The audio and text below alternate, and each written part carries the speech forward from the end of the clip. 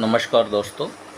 अभी जो हम टॉपिक डिस्कस करने जा रहे हैं कि इंटरव्यू के लिए हम कैसे तैयार हों, इंटरव्यू में क्या क्या पूछा जाता है। कल कमेंट में भी आया है कि हमें जो टेक्नीशियन का इंटरव्यू होता है, इंजीनियर का इंटरव्यू होता है, उसके अंदर क्या क्या पूछा जाता है, थोड़ा सा उसके बारे में बताइए। तो इसमें जो है आपको मालूम है कि इंटरव्यू जो पैटर्न है वो आपको समझना है। जब आप टेक्नीशियन के लिए ज्वाइनिंग कर रहे हैं, आपने सर्टिफिकेट ऑफ रिकॉग्निशन ले लिया है, मॉड्यूल सारे क्लियर कर लिए हैं। अब जो है जब आपको किसी भी कंपनी में ज्वाइन करना होता है तो रिज्यूमे भेजना पड़ता है। बायोडाटा जिसको बोलते हैं, रिज्यूमे बोलते हैं, सीवी बोलते हैं। तो उसमें जो है आप जब सर्टिफिकेट ऑफ रिकॉग्निशन का बताएंगे इस कॉलेज से किया है, उसके बाद आप अपने जो प्रैक्टिकल्स हैं वो बताएंगे किस किस कॉलेज से प्रैक्टिकल किया, कितना इंटरनल जो प्रैक्टिकल होते हैं, और 30% जो एक्चुअल वर्किंग मेंटेनेंस एनवायरनमेंट में आप बताएंगे कि फलां कंपनी से, गोएयर से, AIESL से, स्पाइस जेट से, इंडिगो से, जो भी आप लिखते हैं उसमें आपके बायोडाटा रिज्यूमे में जिस कंपनी से एक्चुअल वर्किंग मेंटेनेंस एनवायरनमेंट में आपने काम किया है और लॉग बुक एंट्री बनाई है, तो आप बताएंगे कि 30% में AIESL में जो है प्रैक्टिकल किया था। वो आप बायोडाटा में CB में लिखेंगे। तो वहाँ पर जो आपके क्वेश्चंस हैं वहाँ पे भी क्वेश्चन बनेंगे, पहली बात। दूसरी बात, जब आप इंटरव्यू के लिए जा रहे हैं कुछ टिप्स आपको कैच करनी है। पहली टिप्स जो है मैं आपको कुछ क्लूज़ दूंगा, वो क्लूज़ आपके काम आ जाएं। तो आप देखना कि जब आप इंटरव्यू के लिए जाते हैं, बाहर आपको 200 बच्चे, 400 बच्चे, 500 बच्चे खड़े हुए दिखाई देते हैं, वेल ड्रेस्ड अप हैं, और कहीं ना कहीं आप कॉन्फिडेंस डगमगाने लगता है आपका, तो वो आपको कंट्रोल करना है। आप ये सोच के चलिए अपने अंदर कि आई एम द बेस्ट। सबसे पहला टिप्स मैं दे रहा हूँ, आई एम द बेस्ट। मुझे अपना जो परफॉर्मेंस है वो पूरा परफॉर्मेंस देना है। बाकी जो है परमात्मा जाने, भगवान जाने। अगर मेरा दाना पानी यहाँ लिखा होगा तो ज़रूर होगा, मेरा सिलेक्शन ज़रूर होगा। ये कॉन्फिडेंस आपके अंदर ज़रूरी होना चाहिए। दूसरा जो है, जब इंटरव्यू के लिए आपका नंबर टर्म आता है, आपका टर्न आता है, तो आप घबरा जाते हैं और उस घबराहट में कई गलतियां कर देते हैं जो एटिक्वेट्स बोलते हैं हम। अगर इंटरव्यूअर जो है वो 2 हैं, 3 हैं, अगर मान लो रूम में कॉन्फ्रेंस हॉल में बैठे हुए हैं, आप इमेजिन कीजिए एक बड़ा कॉन्फ्रेंस हॉल है, बहुत बड़ा कॉन्फ्रेंस हॉल, और उस पर जो डेस्क है, डेस्क के ऊपर 3 इंटरव्यूअर बैठे हुए हैं और उसके सामने एक चेयर बिछी हुई है। तो आप जैसे ही उस हॉल में घुसते हैं तो आपका जो कॉन्फिडेंस है वो कहीं ना कहीं डगमगा जाता है। तो ये भी आपको थोड़ा सा कंट्रोल करना है, और विद प्रियर परमिशन लेकर के आप रिलैक्स्ड मूड में रहिए और आराम से जा कर के उनसे, अपना इंटरव्यूअर से परमिशन लेकर के आप बैठने की, वैसे नॉर्मली जो इंटरव्यूअर है बोलते हैं कि बैठने के लिए, बाई चांस अगर वो इग्नोर करें या भूल जाएं तो आपको उनसे वेल परमिशन लेकर के, टाइमली परमिशन लेकर के बैठना है। मे आई सिट सर। आप बैठते हैं। अब हमारा जो है इंटरव्यू प्रोसेस शुरू होता है। यहाँ तक मैंने केवल आपको एक इंटरनल जो कॉन्फिडेंस है वो बिल्डअप करने की बात की है। आप यूनिक हैं वर्ल्ड में, ये बात आपको ध्यान रखनी है। जहाँ भी जाएं इंटरव्यू के लिए, आप किसी से अपने आप को कंपेयर मत कीजिए। आप खुद अपने को देखिए कि जो कमियां हैं मेरे में, जो मेरे नॉलेज में कमी है, जो मेरे प्रेजेंटेशन में कमी है, जो मेरी पर्सनैलिटी में कमी है, उनका ज़रूर सुधार कर लीजिए। अदरवाइज़ किसी से कंपेयर करने की ज़रूरत नहीं है। इससे क्या होगा कि आपका कॉन्फिडेंस बिल्डअप होगा। उसके बाद जब आप इंटरव्यू देने लगते हैं, जब इंटरव्यूअर शुरू करते हैं, तो आप ध्यान रखिए आपकी CB, आपका बायोडाटा, आपका रिज्यूमे इंटरव्यूअर के हाथ में है। आपने जो बायोडाटा बनाया है, जो CB बनाई है, रिज्यूमे बनाया है, उसमें क्या क्या चीज़ें लिखी हैं, एक तो वो चीज़ देखनी है आपको कि उसमें, मान लो मैं जस्ट एग्जांपल दे रहा हूँ, आपने हॉबीज़ में लिख दिया, जो लिखा है उसके बारे में थोड़ा सोच समझ के लिखना है। हॉबीज़ वो पूछेंगे आपसे कि आपने हॉबीज़ ये लिखा हुआ है, आप बताइए इसके बारे में। तो जो चीज़ आपको अच्छी लगे, जिसमें हॉबी हो, वास्तव में वो लिखिए। दूसरा, जैसे मैंने बताया कि आपने जो एक्सपीरियंस लिया है, मान लो टेक्निकल एक्सपीरियंस की बात करते हैं, टेक्निकल नॉलेज की बात करते हैं, आपने सीवी में लिख दिया टेक्निकल नॉलेज में borescopic inspections, engine maintenance, then B2 वाले ने लिख दिया एवियोनिक्स, रेडियो, और देन अपना इलेक्ट्रिकल लैब के बारे में जितने इक्विपमेंट आपने देखे उनके बारे में सारा लिख दिया। तो वहाँ से वो क्वेश्चन शुरू करते हैं। अब आपसे पूछेंगे, मान लो बोरोस्कोपिक इंस्पेक्शन आपने बोला है कि बोरोस्कोपिक इंस्पेक्शन मैंने देखा किया और आपने लॉगबुक एंट्री भी बनाई है, तो उसके बारे में आपको पूरा नॉलेज होना चाहिए, थोड़ा नॉलेज होना चाहिए, कंसेप्ट क्लियर होना चाहिए। बहुत सारे क्वेश्चन उस पर बन सकते हैं। फिर जैसे रेडियो इंस्ट्रूमेंट और इलेक्ट्रिकल लैब है B2 वालों के लिए, वहाँ क्वेश्चन बन सकते हैं। तो आपकी CV में से ही 2-4 क्वेश्चन, तो अगर इंटरव्यूअर इंटेलिजेंट है तो 2-4 क्वेश्चन तो वहाँ से ही उठा लेगा वो। अब वहाँ घबराना नहीं है। सबसे पहला क्वेश्चन जो होता है उसमें गड़बड़ क्या करते हैं हम, सबसे पहला क्वेश्चन होता है कि आप अपने बारे में बताइए। Tell about yourself, introduce yourself, explain yourself, this will be the first question. अब हम क्या है कि हम दुनिया भर की तैयारी कर लेते हैं, लेकिन अपने को कैसे एक्सप्लेन करना है ये हमने तैयार नहीं किया है। तो सबसे पहले आप तैयार कीजिए how you will explain your self. अपने को कैसे एक्सप्लेन करना है ये आपकी तैयारी होनी चाहिए।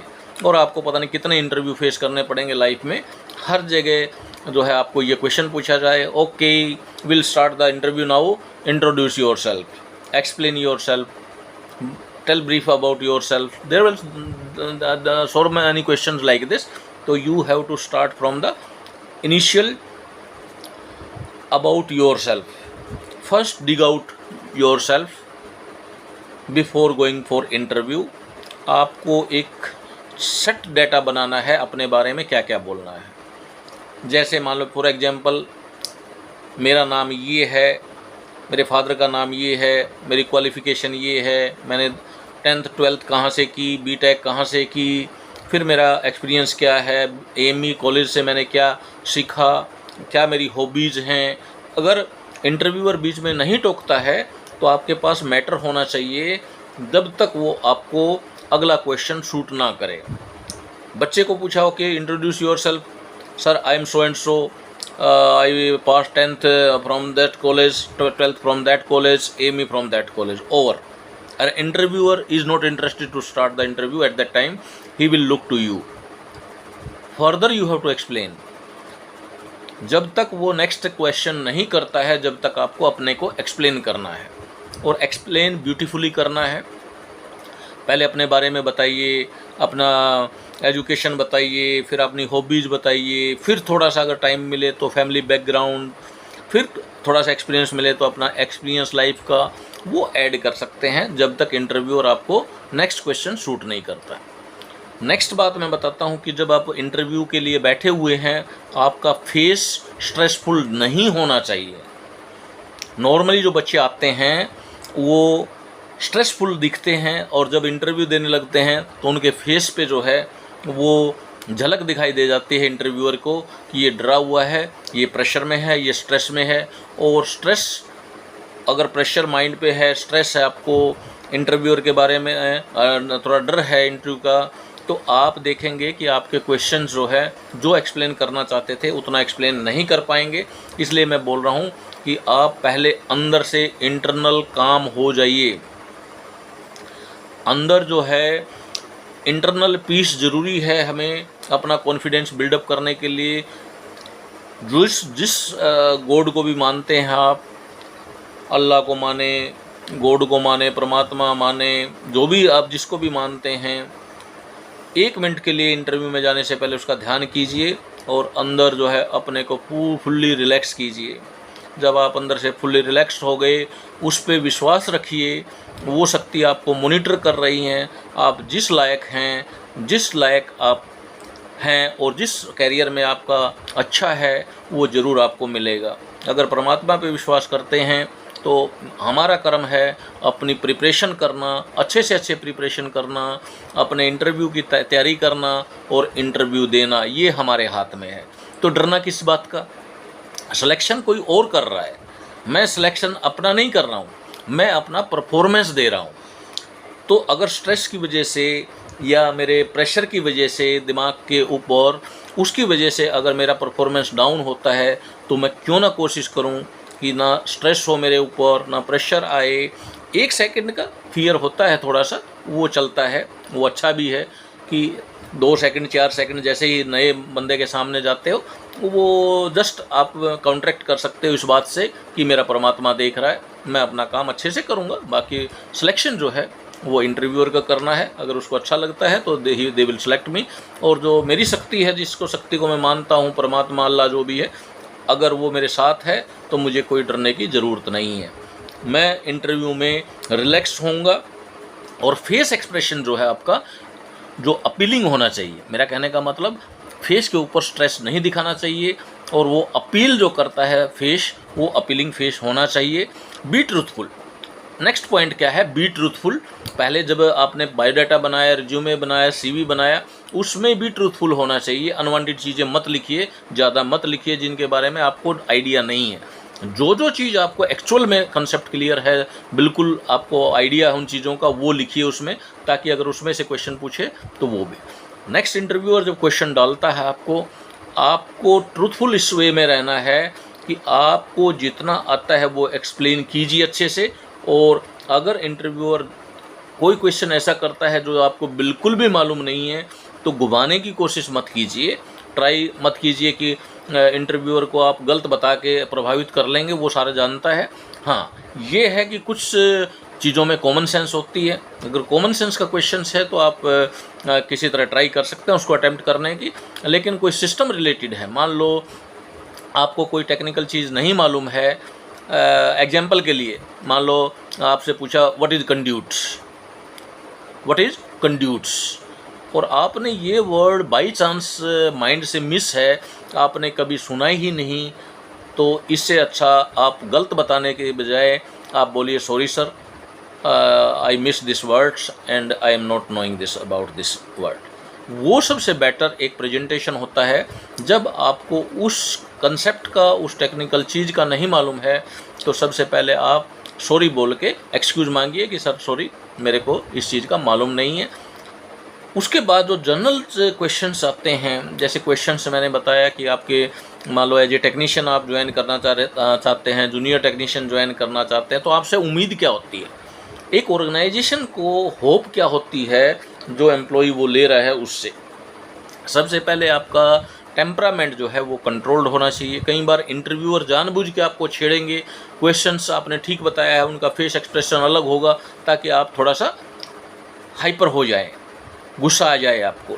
तो वो भी एक मैं टैक्टिक्स बता रहा हूँ कि कई बार ऐसे देखा है मैंने लाइफ में कि आपका टेम्परामेंट बढ़ाने के लिए आपके सही क्वेश्चन का आंसर देने के बाद भी उनका फेस एक्सप्रेशन अच्छा नहीं होता, और आपको चिड़चिड़ापन और थोड़ा सा आपका पारा हाई होने लगता है कि मैंने तो सही बताया था। और आप उस चिढ़ने के अंदर, जब आप चिढ़ते हैं तो कहीं ना कहीं नेक्स्ट क्वेश्चन पे अफेक्ट पड़ता है उसका। तो कंट्रोल योरसेल्फ। आपने केवल एक जो है गैप रखना है कि मुझे जो मालूम है वो मुझे बताना है, बाकी उनको लाइक करना है, आपको मार्क्स कितना देना है, या वो खुश हुए कि नहीं हुए, मैं उनको खुश करने नहीं आया हूँ, मैं अपनी परफॉर्मेंस देने आया हूँ। जितनी मेरी परफॉर्मेंस होती है वो परफॉर्मेंस मैं पूरी दूंगा। जो क्वेश्चन मेरे रेंज में है, जो मेरे नॉलेज के अंदर है, जो मैंने सीखा है, अगर उसमें से क्वेश्चन होगा तो मैं 100% ट्राई करूँगा। अदरवाइज़ अगर क्वेश्चन मुझे नहीं मालूम है या टर्म्स मुझे मालूम नहीं, मैं ईमानदारी से बोल दूंगा सर मुझे ये नहीं मालूम है। और जो चीज़ें मैंने बताया आपको कि आपका जो पर्सनैलिटी है, कॉन्फिडेंस है, फेस एक्सप्रेशंस हैं, वो भी मायने रखते हैं। दूसरी चीज़ आपका वॉइस, आवाज़, आप कैसे क्वेश्चंस का जवाब देते हैं, कैसे बोलते हैं, उस चीज़ पे भी डिपेंड करता है। इंटरव्यूअर का ध्यान अट्रैक्ट होता है। अगर आपकी वॉइस बहुत ही कमज़ोर है, बहुत ही डल है और कॉन्फिडेंस दिखाई नहीं दे रहा है, और उसमें क्या होता है कि इंटरव्यूअर का ध्यान अट्रैक्ट आपने कर लिया और आप सही भी बोल रहे हैं, तो वो पूरी जांच करेगा कि आप क्या बोल रहे हैं। अगर आपकी टंग जो है वो लो है और आपके अंदर कॉन्फिडेंस नहीं दिख रहा है। दूसरी साइड में मैं चलता हूँ, अगर आपका कॉन्फिडेंस है, वॉइस में कॉन्फिडेंस है और कॉन्फिडेंस से आप जवाब दे रहे हैं, और मान लो 2 आंसर जो है आपने कॉन्फिडेंस से बहुत बड़ी आंसर दे दिए, तो हो सकता है इंटरव्यूअर तीसरे का आंसर उस वॉइस की जो कॉन्फिडेंस है उसकी वजह से आपकी मिस्टेक्स पे ध्यान ना दें और वो सोचे कि ये बिल्कुल सही आंसर दिया है इन्होंने।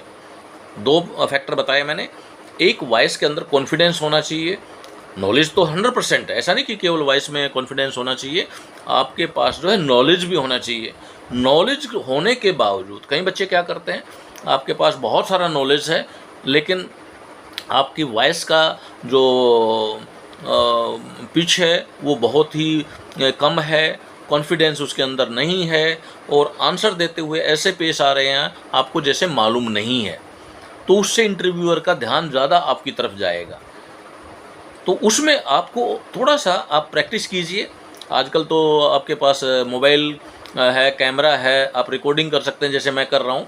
तो मोबाइल से रिकॉर्डिंग करके अपनी वॉइस को देखिए, क्या ये वॉइस चल सकती है या मैंने थोड़ा सा पिच अप करना है या डाउन करना है या इसको ढंग से एक्सप्लेन करना है। तो आप अपने को भी चेक कीजिए, वीडियो बना के अपनी आवाज़ सुनिए कि मैं कैसे बोल रहा हूँ। खुद को लाइक होना चाहिए। मेन चीज़ है कि अगर आपको खुद को लाइक नहीं है, नहीं मेरा कॉन्फिडेंस लो है, कॉन्फिडेंस अच्छा नहीं लग रहा है मुझे, तो आप उसको बदलिए, वो ट्रेंड बदलिए आप।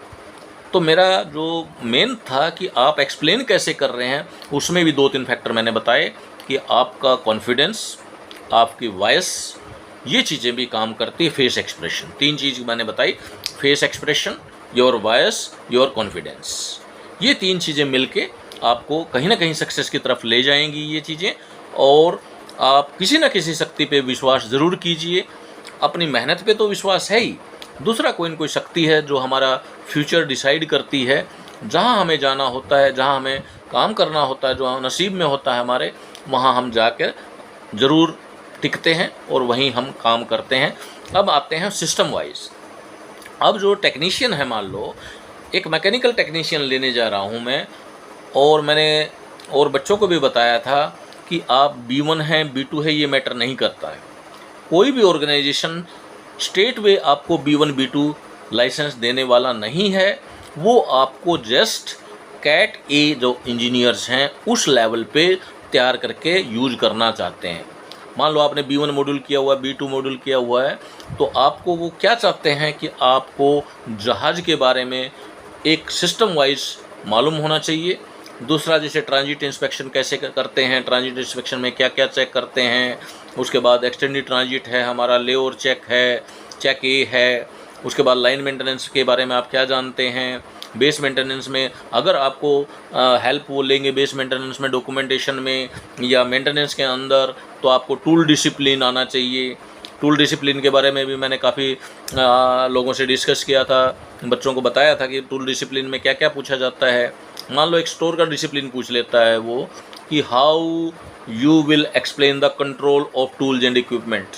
सिंपल क्वेश्चन है, कंट्रोल कैसे करोगे आप टूल्स एंड इक्विपमेंट का। तो इसमें बहुत सारा आप एक्सप्लेन कर सकते हैं, अगर आपने थोड़ा सा स्टोर प्रोसीजर पढ़ा हो तो उसको एक्सप्लेन कर सकते हैं आप वेरी वेल। दूसरा, मेंटेनेंस डॉक्यूमेंट, जैसे मैंने बताया कि मेंटेनेंस डॉक्यूमेंट के बारे में भी आपको ज्ञान होना चाहिए। अगर आपने बेस में, लाइन में थोड़ा बहुत आइडिया लिया है, थोड़ा बहुत काम किया है, आपने रिज्यूमे में दिखाया है, बायोडाटा में दिखाया है, या कहीं और काम करके दूसरे ऑर्गेनाइजेशन में एज ए टेक्नीशियन ज्वाइन कर रहे हैं, तो आपको रेगुलेशंस का थोड़ा सा ब्रीफ कंसेप्ट, दूसरा जो है आपके डॉक्यूमेंटेशन का नॉलेज, तीसरा जो है आपका प्रैक्टिकल नॉलेज, सिस्टम का नॉलेज, ये 4-5 चीज़ें ज़रूरी हैं। आपका मैंने बार बार मैं आपको रिपीट कर रहा हूँ उस चीज़ को। नंबर 1, आपका जो टूल्स एंड इक्विपमेंट का डिसिप्लिन आपको मालूम होना चाहिए, कैसे मेंटेन करते हैं, क्या क्या डॉक्यूमेंट होते हैं टूल्स एंड इक्विपमेंट स्टोर में, और स्टोर्स के टाइप क्या क्या हैं, कौन कौन से स्टोर हमारे होने चाहिए।